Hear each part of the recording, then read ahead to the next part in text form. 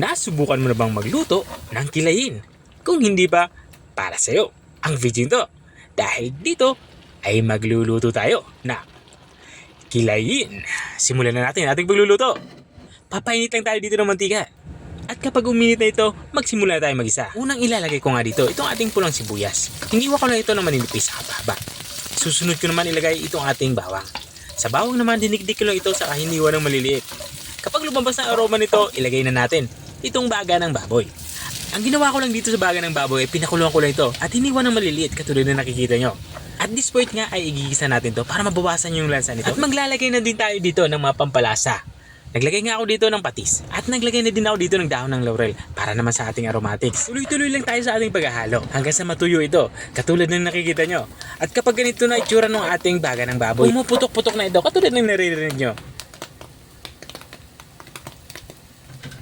ay pwedeng-pwede na natin itong hanguin.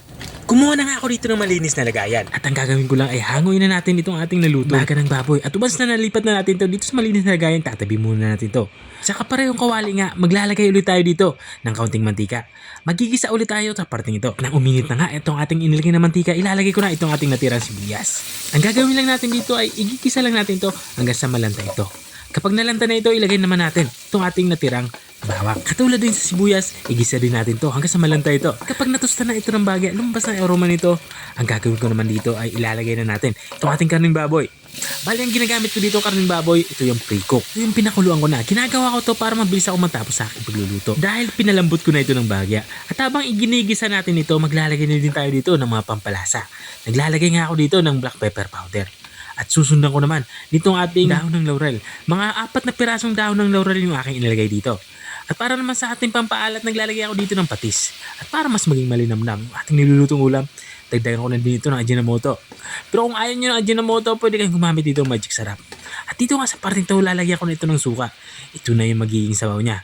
Idadagdag ko na din itong ating pork broth, yung pinagpakuluan ko kanina. At this point, tatakpan na natin to. Papakuloy natin to ng mga 5 minuto. Mabilis na nga itong maluto dahil halos luto na din yung ating karning baboy. Makalipas ng 5 minuto ay binuksan ko na ito. Dito naman sa parting ito ay magsisimula na nga ako magtimpla. Kung pasok na sa aking panlasa ang lasa nito. Dahil nga para sa akin ay okay na ito, ilalagay ko na yung ating atay ng baboy. Ang ginawa ko lang dito sa atay ng baboy ay binabad ko lang ito sa suka ng mga 1 oras. Kung andyan ka pa rin at nanonood hanggang dito sa parte ng aking video, ibig sabihin na interesado ka sa aking niluluto.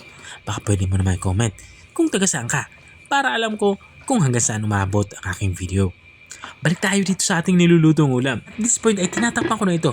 Papakuloy natin to ng mga 3 minuto para hindi ma-overcook yung ating inilagay na atay ng baboy. Pakalipas ng 3 minuto ay binuksan ko na nga ito. Haluin ko lang ito para hindi dumikit itong ating nilulutong ulam dito sa ating kawali. Tatakpan ulit natin ito at simmer pa natin ito kahit 1 minuto pa. Makuha lang natin yung labot na gusto natin sa ating sabaw. Pakalipas ng 1 minuto ay ito na nga. Lutong-luto na nga itong ating ulam pananghalian. Pwedeng-pwede na natin ito serve. Kaya kumuha ka na ng maraming kanin at sigurado akong mapapalabang ka sa kain. Ito na nga yung ating kilayin. Kung nakarating ka hanggang dito sa dulo ng aking video, maraming salamat sa panunood. At kung nagustuhan mo naman yung bago nating recipe ibinahagi, baka pwede mo naman to i-share. O siya, hanggang dito na ako. Kita-kita ulit sa mga susunod kong mga videos. Paalam! Bye-bye!